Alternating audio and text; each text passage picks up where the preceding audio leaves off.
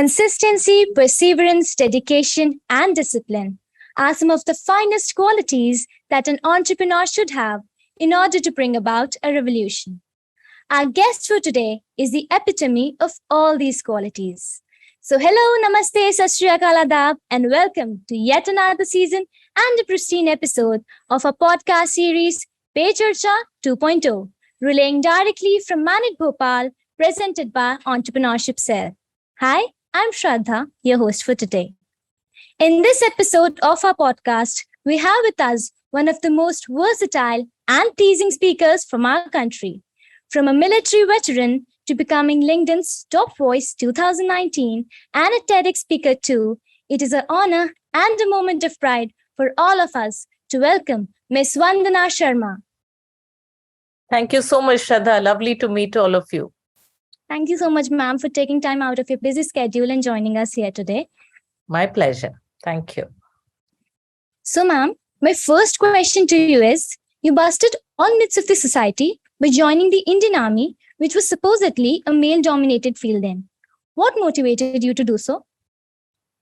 So, Shraddha, for me, as a 5-year-old, and this is the story I have told a couple of times, but I'll repeat so that you get a context of the person that I am. So I come from a family of Air Force people. My father was in the Air Force. So back in the Air Base, everybody was equal. My brother, me, my sisters, we were all going to the same schools, doing the same things, and we were fairly empowered. But back when we went to my father's native place, which was in UP, I noticed that girls were treated differently. Because this was a village, and due to the custom traditions and everything else, men had other privileges that women didn't. Many of the kids used to drop out from higher studies and things like that. And once I realized, when I was quite small, around 5 years old, all the men sat down for food and the women were cooking and serving. And when I said, I'm hungry and I'd like to eat, I was told the same thing, that you can eat with the ladies. And then I immediately asked questions like why everybody is not eating together, or why women can't sit and eat with you. Why can't I join you? So I was immediately told that you can go get your plate. So that was a learning that I had that day, that if you need something, if you want something, you have to ask for it. And as a woman, maybe things were not equal, but when you ask for it, you can get it. So that was a learning that came very, very early in life. And from there, I started to notice the disparity. And I said, the gender should not be a reason for deciding merit or careers. So that was something I kind of started to focus on as a young child. Other stereotype, which is not really a male-female thing, but more about height. So I often talk about it because I'm 5'2", I'm not very tall, but then I love the game of basketball. So even as a short girl, but fairly athletic and good at sports, I wanted to play the game. And when everybody discouraged, saying it is for 6 feet tall people, I mastered the game by shooting 3-pointers and went to school nationals 3 times. So that was just to break another stereotype about, talent doesn't really depend on a particular factor like gender or height and things like that. So I think that was my personality. And obviously, since I grew up in an Air Force base, my heroes were all, fighter pilots and people in uniform. I used to love to see them. I often thought why women can't do these things. And I used to wear my father's cap and salute to myself and see how I look. So those were, the reflections of a young child. Thankfully, by the time I came to college, it opened up as a career for women, though it was short service, but it opened up. So obviously that was my first choice. So without thinking too much, I just decided to go for my Army Service Selection Board. And in the first attempt, I made it. So there I was. And from there, it has been a journey of trying to prove a point that women can do everything. So since childhood, you had been quite inquisitive. Yes, very. And the best learning we can ever find from this answer is that you have to ask for something. You need to Yes, strive for something if you want something really from your heart. totally. So that was really brilliant, ma'am. Being in the army, you must have come across many incidents worth remembering. So can you share some experiences when you were posted at Leh Ladakh during the Kargil War? Uh, there are many because I was there for about 2 years, 1998 to 2000. And what I want to talk about in this conversation, because I think as young students, what you would resonate with is the transition that happened for me from a very young lieutenant, 23-year-old, Mm. to suddenly seeing the war and becoming a very responsible person due to the circumstances that happened. Because when I volunteered for Ladakh, that was a time when they didn't even post women officers to high altitude or field areas. So when I went there, it was a peace place, we call it peace and field. So it was a peace location. However, in I think 6 or 8 months from the time I was there, if I remember correctly, the war started, and the war didn't start as war. It just started with us getting some information that probably some infiltration has happened. Some guys, we weren't even sure if they were trained soldiers or mercenaries or who. Somebody is on our post and somebody is shooting from up there, and our patrols went missing. So a lot of these little messages started to come in early May, and we were wondering what was going on. But very soon it blew up into a full war when one of our ammunition points in Kargil blew up. So for a logistician, and I was part of logistics in Leh, that was a very, very strong setback and a nightmare, because if we lose ammunition, Mm. it can have very, very dire consequences.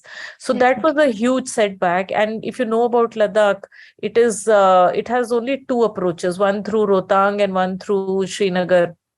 Mm. So the third would be the flights, and flights also are limited in a place like Leh, because the airport is a certain way and high altitude and all of that. Plus, we are talking of year 1999. So Mm. there was very limited communication with the outer world. And when you're fighting a war, then, every minute you're making a decision, every minute you're prioritizing. Mm. So even the aircrafts that used to come in, there were decisions like whether it would bring reinforcements or food or ammunition or clothing, because everything is important, right? You can't Mm. put one over the other. And one of the approaches was getting constantly shelled by the artillery of the enemy, and the Mm. other was frozen. So in that sort of a situation, we were fighting a war, and we had to manage with the resources that we had initially. Of course, after the snow melted and more reinforcements came, and as the war developed, a lot of things happened, a lot more forces got deployed, many other people came in, but we were the early ones who faced it all as it started, right? So I was really young, and I can't really say that I knew everything. I was the junior most, so I was still in that beginner stage of my career. So I knew that I just have to keep my head down and continue to pitch in wherever I was needed. So Mm. typically what everybody else did, there were like 13, 14 officers in a peace time. But when the war started, I was alone, along with the commanding officer. So I had to manage all that because everybody else moved forward to, locations where the war was being fought. So there was a lot of responsibility, not just from the point of view of safeguarding the whole unit, because a logistics unit is very, very prone to sabotage. And Mm. if your logistics are hit, then it has severe implications. So had to take care of security, had to take care of issuing stores to the fighting troops. And because they were fighting a much, much more serious, bigger battle, and on heights which are totally crazy even to imagine, 20,000 feet, 19,000 feet, where you can't even breathe normally. And there, our brother officers were fighting a whole war. So it was insane. It's hard for me to put it in words to say what all was going on parallelly. And, you're processing uncertainty, chaos. You have to stay calm. You have to stay all composed, because the men or the troops are looking up to you. Plus, being alone in a place like that, and in those days we didn't have internet or phones in our hands where we could just call up home and say, hey mom, I'm feeling nervous or scared, so you have to be all brave and things like that. So there's very little that you can do to show your vulnerability anywhere. So you need to be all composed and strong at any given time, and keep your head down and continue to work. And I don't know how many hours I used to work. I used to forget to eat, sleep, drink water, because that wasn't a priority in a time like that. I always thought of others who were actually in combat. So those were some of the memories I have of those days. There are several others, but yes, these are some of the things that transformed me from a young, fun, happy lieutenant to a more serious officer.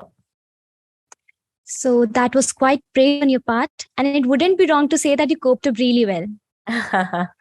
Thank you, I hope. So linking that to one of the most important attributes possessed by an army personnel, being from a military background, how important do you feel attributes like discipline are in a person's life, and how far do you hold the army responsible for instilling the same in you?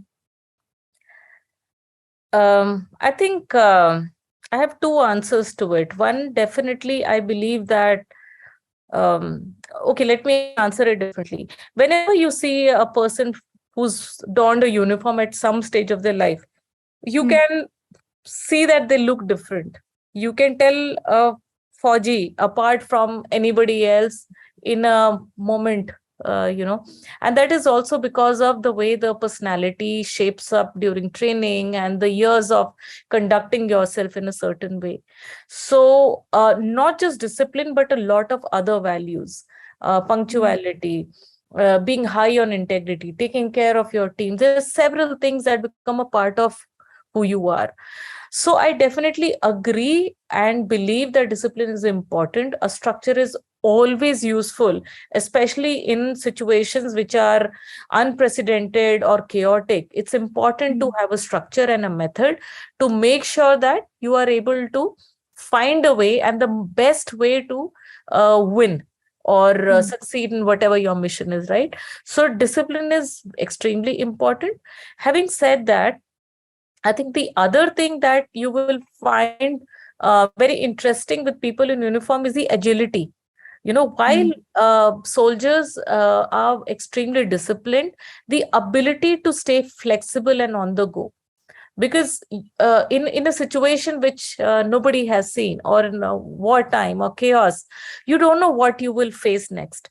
So being on the go or taking very quick decisions becomes extremely important. So for that, you have to remain flexible. You can't be stuck to the theory that you've learned or a certain method that worked for you in the past and stick to that and say, hey, this is the only way to do it. You have to have multiple contingencies thought in your head and iterate on the move. So contingency planning is the other thing, or being flexible or being on the go is extremely important. So discipline is definitely important. But apart from that, making sure that you are agile and willing to do things which are not really cast in stone, both are very important. Definitely. So discipline and agility are the two most important attributes according to you. Yeah. Okay. This question has been in my mind for a while now. After such a wonderful time spent in the army, why did you suddenly part ways with it and come to the corporate world? How did your time in the army help you in the corporate world and as an entrepreneur? So that's a decision that I did not take completely out of my will. If you know the history of women in uniform, when the commission got launched for women in the army, it was a short service commission. And when it started in 1993, it started off as a 5-year career, which meant that women had to serve for 5 years contract. And then after that, the government would have decided whether you could continue or not. So when the first batch completed 5 years, they extended it. They asked if you're willing to go for another contract of 5 years. So by the time I had joined, I'm from the 8th course. So by the time I joined, the government had only extended the commission to women for 10 years. So when I joined in 1996, obviously I was extremely motivated and I did so well for myself. I was part of a war, and I wore a lot of medals, and I was recognized as a war person who had served at the war location. However, as my 9th year approached, I started to think, where am I headed? Because my career was coming to an end. Regardless of how I did as a soldier, the choice that I had was another extension of 4 years, which the government had recommended, that, after 10 years, you can take another 4 years of extension or you can go home. So suddenly I had an end of the road, and that didn't make sense to me. I was a major with 9 years of experience, and I had to make the choice. I decided to reskill and move on because it was the end of the road. The government would have told me, congratulations, well done. You've fought a war, you've done better than many other people, but you're a girl, so you have to go home. And that didn't seem like a very fair option to me.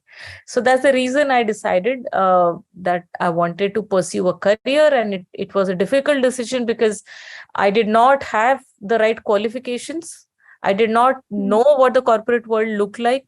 I had nobody in my family who had worked in the corporate world. So while people think army is a place of risk and challenges, I think for me, my comfort zone was in the forces, and my nightmare was lying outside that comfort zone. I didn't know what a city life is like, what it meant to operate all your business on laptops or digitally.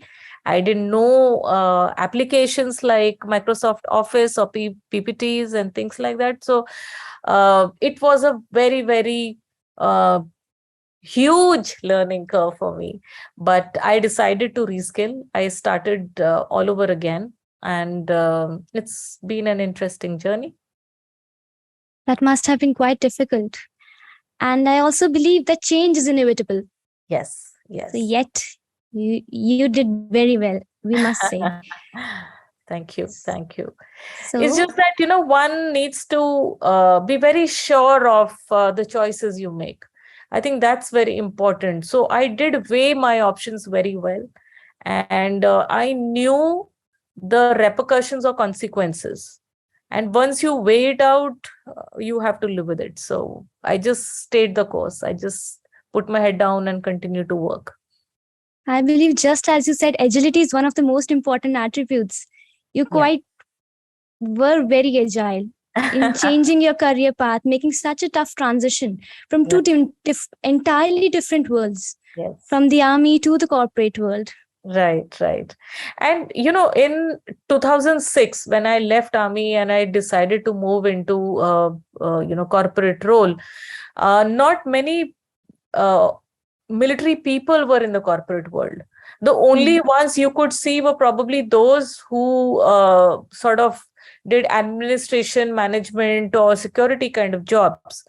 You were not taken seriously enough if you said, I wanted to pursue an HR career, or you want to pursue entrepreneurship or consulting, because again, a typical stereotype, right? People think a military person can only fight a war And interestingly, a lot of people initially used to ask me those naive questions also, saying, if you've been to a war, how many people did you kill? I said, I didn't have to kill anybody because I was not with the fighting arms. The women are not part of the fighting arms. Women are in services, and I was a logistician. So they said, oh, there's logistics also. I said, how do you think army works? You need somebody to give the ammunition. You need somebody to give the clothing, right? So there's so much. So those are some of the things, you need to sort of know that if whichever new domain you go to, there will be biases, there will be stereotypes, there will be lack of information that you have to deal with, and be very tolerant about it, because they don't know. So you have to make sure that you create a space for yourself. So I continue to do that. So even after changing your career, you have helped change the mindset of many people, the perspective towards even the army and also women in the new field you chose. Absolutely. In fact, a lot of people, a lot of Army, Air Force, Navy professionals who have been leaving the forces towards the retirement, or the short service commission getting over, a lot of people reach out to me because now they see that as another possible career option, which kind of never existed earlier. But now that somebody's done it, you create a path. It becomes easier for people to say, hey, if so and so could do it, then this is another option which is available. So I think I just try to add a purpose to my life at every stage, and that's what I try to do. So you've paved a new way as well. Yes, I think so. Ma'am, as the army is still male dominant, how far do you expect the female growth in the country to be in terms of the army as a whole for its growth? Look, it's a difficult answer, and it becomes a very it's not an answer that I can give for the government or for the army, and it's very personal. But what I want to tell you here is the fact that it's the core role of the forces as such is combat. It is to protect the country and the borders. And if you look at the history of war, if you look at the composition of forces worldwide, forget about India, it has always been the men. So I don't visualize ever a scenario where the ratios will change to 80% women and 20% men. I don't think so, unless we are all digital and we are only probably fighting a war which is on keyboards. Then there is a possibility. But if it is of physical capability, definitely it will never be that kind of a diversity ratio.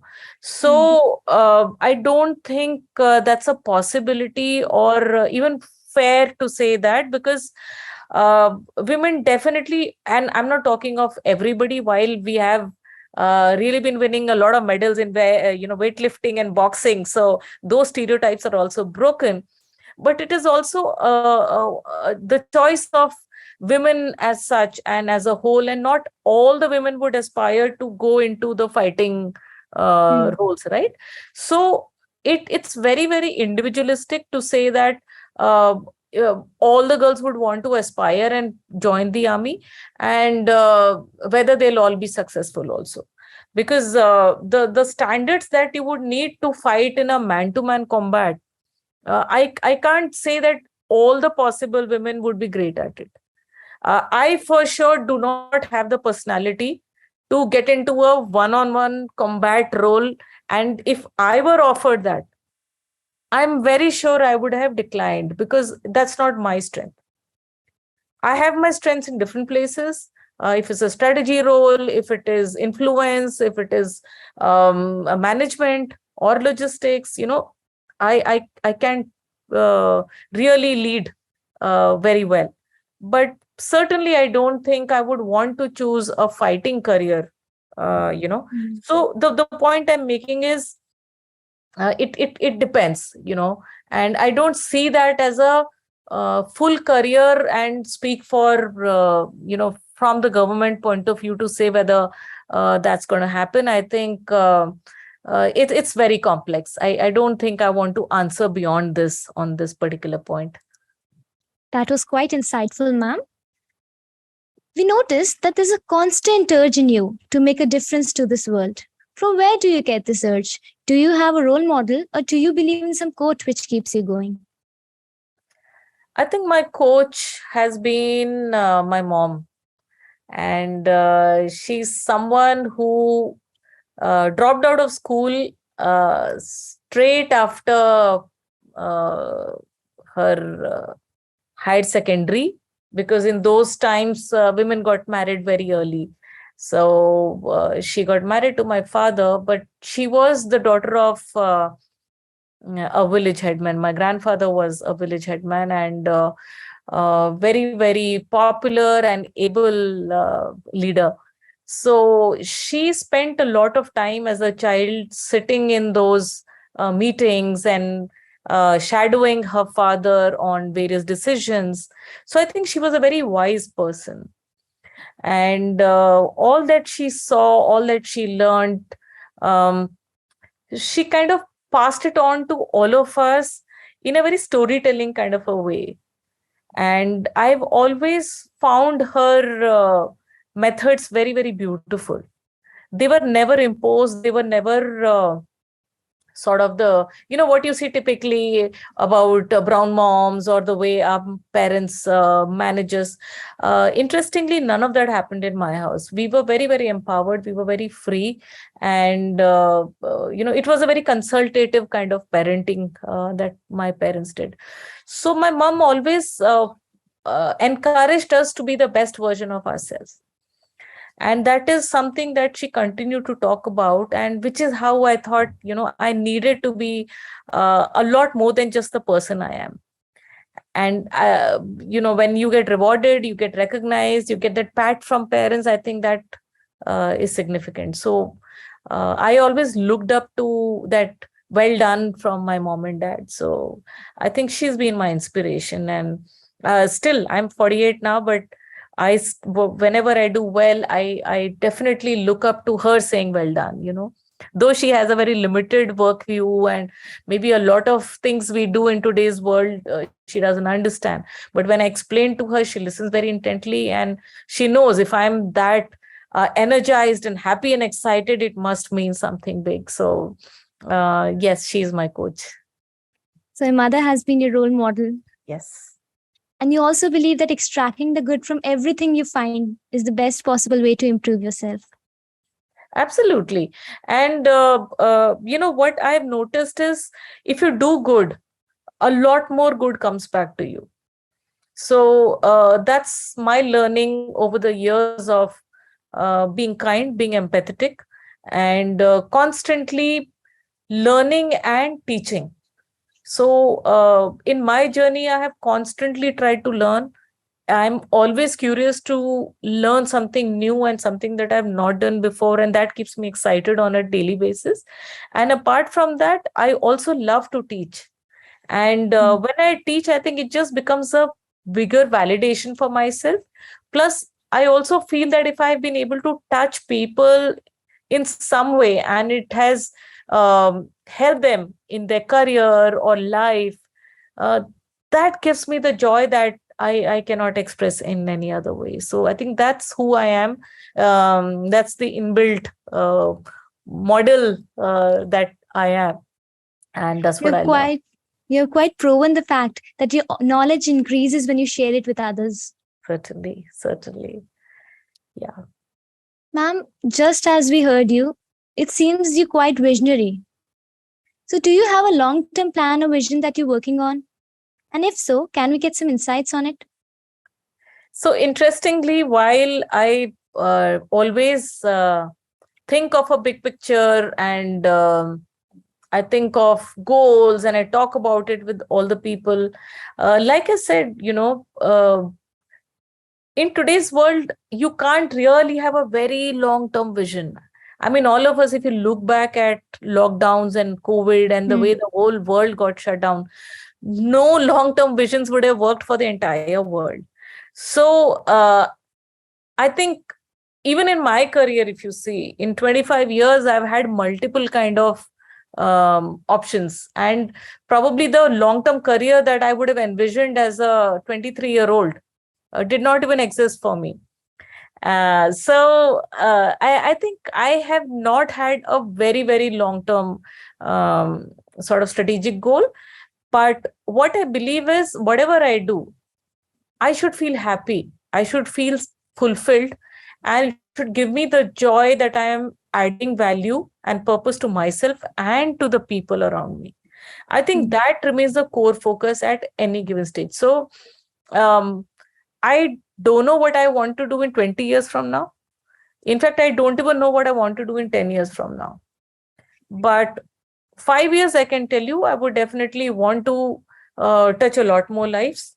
I would want to be able to maybe coach, guide, influence people in every possible way. And it doesn't happen through any one medium, right? It happens through many things: written expression, public speaking, teaching in college, coaching folks, being a good HR leader in the industry. There are so many things. So I want to do multiple things. I don't think it is very linear. It is multiple things, and I want to try and keep adding to this and see what comes out of it. So you believe in enjoying the journey rather than just focusing on your destination? Totally, totally. I have absolutely no clarity on what that destination will be, and I don't even want to stress myself about it. I'm totally enjoying the space I'm in, and I just want this to continue. Wonderful, ma'am. Being from a military background and now joining the tough competitive corporate world, what do you think is the similarity and the key difference between the two? How do you think one should choose the career path, being a civilian or a militant? Can we split the question, and then can I try and answer the first? Definitely, ma'am. Definitely. So you'll have to repeat it. Definitely, ma'am. So the first part of the question was that you have worked both with the army and the corporate world. So what do you think is the similarity and the key difference between the two? Okay. So I'll give you the similarity between startups and army, which are very, very similar. Corporate also from a leadership point of view, but I think the analogy I want to drive at this point in time is military is always trained to work with the least amount of resources in the least amount of time and thrive in chaos, bring a structure when everything else fails. And that is very similar to how things are in a startup. You are in a market which is unknown. You are trying things for the first time. You have very limited resources and you have very little time. And what happens is the kind of talent you need to win that war is also very, very niche, limited, and you have to stay motivated despite all the failures and very limited wins, you know. So it is almost like fighting a war. And that's the reason I have enjoyed my time most in the corporates when I started to work with startups. But there was so much of excitement on a daily basis, and whatever you're working towards, it's instantly visible to you. Larger organizations, because the growth is so much and they're already big, things get compartmentalized. Things are already structured and laid out. So as a individual, you are not adding the same amount of value that you might be able to add as a leader in a startup. Because here you are defining everything. You're laying the foundation. You're deciding on policies, the kind of talent you need, the kind of team you want to pick out, the kind of rules you want to set, how you want to be. So there's so much that you can do, and you can see the impact in 3 months, 6 months, 1 year, 2 years, which you will not see in a large organization even in 20 years. So that's what excites me, and that is a similarity that you find in both the places. Now, the difference, I think the key difference would be that army does not work on profitability. Army works only on patriotism and command. It's a very selfless organization. There, you don't ask questions. Why I'm being asked to do this? You know that this is what you signed up for. It's not the same in the corporate world.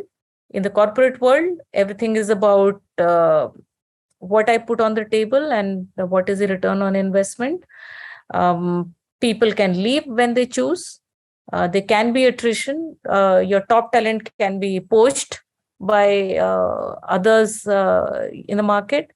So there's a constant struggle with retaining your people. There's a constant struggle of people going away because of a higher compensation or incentives. That is not the case with the forces. In the forces, you're all part of a team which stays together. So that's why the difference. And that's why while everybody says that they want to have the culture or the welfare or the structure and discipline that you see in the military, in the corporate world, it's not possible. Because it's not just a career, it's a way of life. Their people are family. So, ma'am, would it be right to say that being the master of your own soul was one factor that you chose entrepreneurship over joining some other MNC? I definitely think that entrepreneurship and being part of startups allows you to create a bigger impact. Like I said, when you're part of an already established large organization, you may be getting rewarded for the subject matter expertise, but you're not taking all the decisions. You are not creating the kind of employment that is possible. And you can't see the impact so close.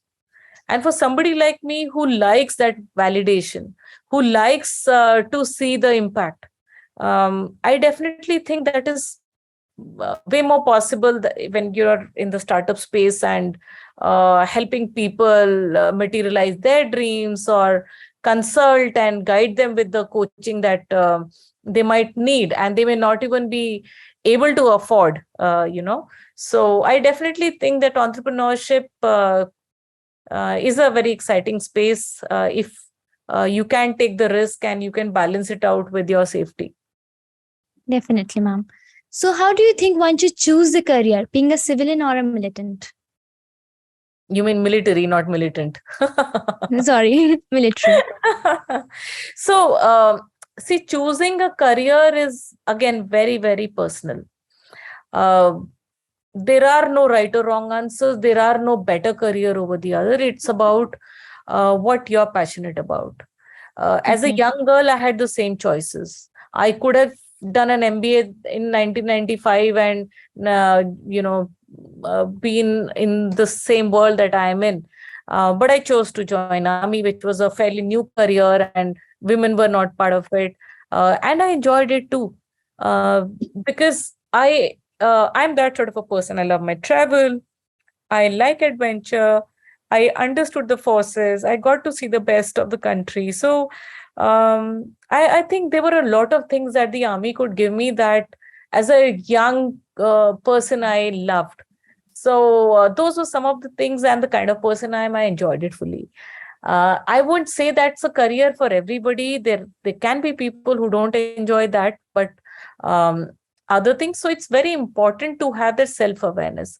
I think whenever you're choosing a career, it's important to understand your own strengths and your areas of development. I do meet a lot of young people who don't have that clarity. And when you operate from a slightly delusional point of view, where you want to get into something very desperately, but you're not cut out for it, chances are you may not do very well. You may still be able to do it, but with a lot more effort. So it's important to understand what you're good at and try and see whatever careers are close to your areas of strength, and then get into something that works faster, because anything that you're naturally good at, you will do better. You have an edge over everybody else who's going for it. So I wouldn't say that people should pick up a civilian career or a military career, because when you say civilian also, there are tons of things, right? You could still be part of government, you could join other government jobs, or you could be a teacher, or you could be in the corporate world in different streams, right? So various things are possible, and all are great careers. I think my short answer to this question would be know yourself. That self-awareness is extremely important. Understand what you're good at and then pick up a career. So personal choice and SWOT analysis should be the major factors in deciding your career. Absolutely. Absolutely. For a budding entrepreneur, there is risk in taking no risks. Thus, every entrepreneur always has the ability to handle situations where put to question very well. Ma'am, we shall now switch the side and would like to have a light-hearted discussion on some dilemmatic situations in our next segment, Charcha on Choices. Okay. So, ma'am, I'll be providing you with two options and you'll have to choose between them in a flick. Okay. So the first one is working as a team head in different companies or learning deep in the gaming tech. Learning deep in the gaming tech. Seeking joy in little things or looking out for a bigger picture. Like I told you already, little joys. Video calling or writing letters to your family. Oh, that's tough. I would love to write letters. That was epic retro style, ma'am. Drill session with teammates or bonfire nights with fellow cadets. Bonfire nights. Initiating new ideas or improvising on existing ones.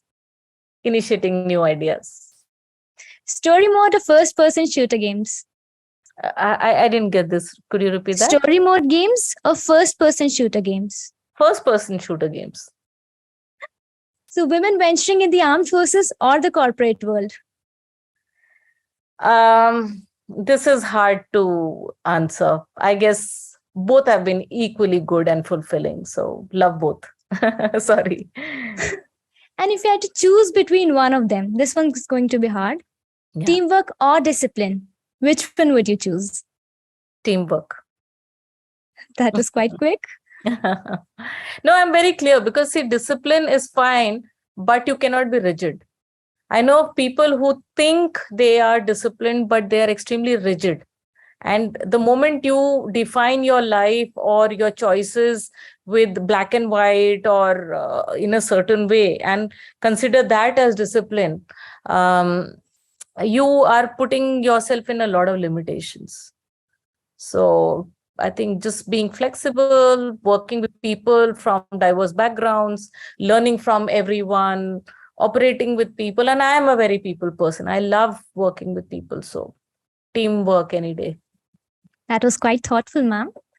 It was a pleasure to get to know your practical outlook on these puzzling impasses, and that too with such spontaneity.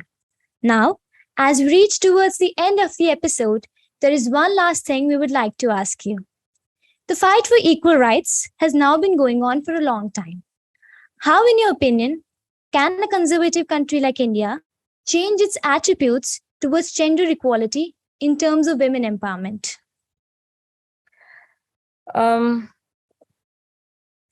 It's an interesting question, and I often get asked about it. And I think the short answer to it would be each one of us who's already educated or in the workspaces should continue to make place for more women. And the way to do that is by supporting, coaching, mentoring more girls, and definitely helping people understand the strengths that women can bring to any team. You would, and you know, the lockdowns and the COVID times are very, very clear examples worldwide. If you see politically, the countries where women leaders were leading, they handled the crisis a lot better. So while I'm not saying that women are better leaders or something like that, but there are a lot of leadership qualities which women bring to the table. And it always helps to have a more holistic, a better team when you have more girls. So the responsibility is not just on policy making and governance and the way we expect others to do that. I'd say you have to continue to make space for more, and which is something that I have tried to do in every place that I have worked at. I have tried to bring in a lot of awareness. I've tried to celebrate, and coach a lot of young girls, so that we are able to sort of have more and more people join every career across. Second is to be able to create policies in organizations that help to keep women in the workforce. The challenge happens when women get into their other milestones. Women who choose to have children, or a lot of decisions that happen because of marriage, and women typically choose to keep the career at the back seat for other sacrifices and things like that, which is again their choices. But if the organizations are able to provide, and if it is possible to provide choices and flexibility, that helps to keep more women in the workforce. So that's the other way of ensuring. Plus small things like helping have flexible hours, or support around children with a good creche, and a lot of other things. So those are some of the other things that help women. Third, I'd say for senior leadership, making sure that women who lead teams, they're instead of just focusing on coaching women on leadership, there is also an important aspect of coaching the male counterparts on gender sensitization and unconscious biases.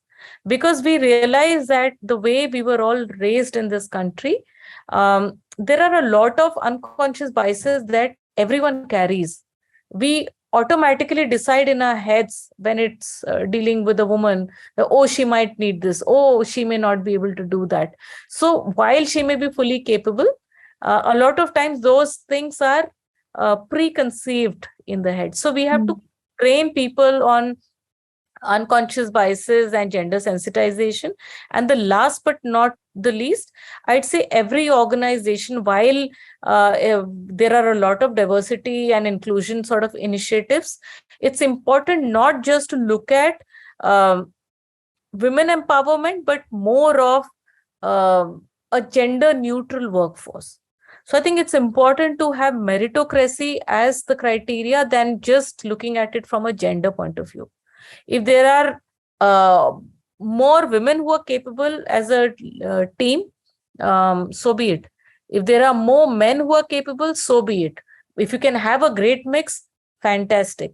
So not limit somebody because of the gender, whether it's a male or a female. I think it's important to keep that meritocracy when it comes to top leadership, and making sure that there are more and more women who are hired at early stages, and then the policies support them staying for a full career of say 20 years. I think those are some of the things, if we do right across organizations, it should change a lot of things. So merit is the most important factor. I definitely Apart from that, motivation, breaking stereotypes, gender sensitization, and motivating, and the parental and societal support are one of the most important factors, along with flexibility in norms and workplaces. That's right. That's right. Really great, ma'am. Our feelings just can't be summed up in words, ma'am. We feel so lucky that we could talk to you and get to know your journey and your experiences so far. The session has certainly been full of learnings, and it is a privilege to have a personality as dynamic as yours with us today. Our team, Entrepreneurship Cell, NIT-Bhopal, is very honored that you could join us today, ma'am. Thank you so much. Thank you so much. I'm very happy to be speaking to all of you. I must tell you all that Bhopal holds a very special place in my heart, because I did my graduation from Bhopal. And that was the first place where I lived alone as a student at the age of 18, 19, 20. So I love the city, and it's always a pleasure to give back to the city that made me who I am. So Definitely very, very happy to be talking to all of you. I wish all of you a lot of success in whatever you choose to do in your lives, and keep in touch. Thank you so much. That was really lovely, ma'am. Thank you so much. Thank you, guys. Bye bye. Thank you. Thank you. Thank you, ma'am. It is now time to wrap up the session and reflect on all that we have learned today from ma'am. Thanks to each listener out there. We hope that you've grasped a lot of knowledge. Now it is time to put our learnings into reality. Good luck and have a nice day. This is Team A Cell signing off from the station Pe-Charcha 2.0.